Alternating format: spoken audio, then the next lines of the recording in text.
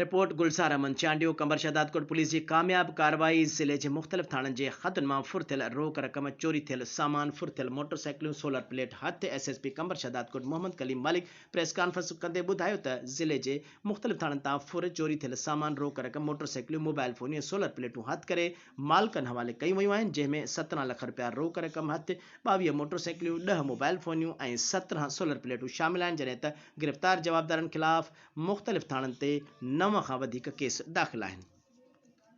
बिस्मिल्लाहिर्रहमानिर्रहीम। सबसे पहले तो मैं आप सबका शुक्रगुजार हूँ कि आप शॉर्ट नोटिस पे आए हमारी ये प्रेस कॉन्फ्रेंस के सिलसिला में। आज आपको जो ज़हमत दी गई है वो इस रिलेटेड है कि हमने जितने भी एक महीने के पिछले अरसा में कैश के रिलेटेड, मोटरसाइकिल के रिलेटेड या सोलर प्लेट्स के रिलेटेड जितने भी केसेस हुए हैं ऑलमोस्ट सारों को डिटेक्ट कर लिया है और उस ज़मन में जो रिकवरी हुई है आज वो रिकवरी हम उनके असल मालिकान के हवाले करेंगे। मैं ख़ास तौर पर जो कुछ कैश स्नैचिंग के केसेस हैं उनका हवाला देना चाहूँगा।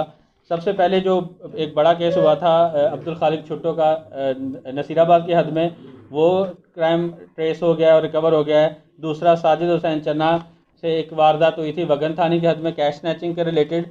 और तीसरी जो है दुकानदार सुधीर अली भट्टी जो है वो शहदाद कोट के शाही बाज़ार से जो एक स्नैचिंग हुई थी वो केस भी ट्रेस हुआ है। इसके साथ साथ जो शहदाद कोट का एक दुकानदार शहीद अहमद शेख से एक सुबह के टाइम पे जिस दिन यहाँ पे एक पॉलिटिकल एक्टिविटी उसमें एक स्नैचिंग हो गई थी। इसके साथ साथ अलमदीना बेकरी से एक कैश स्नैचिंग हुई थी। और ख़ास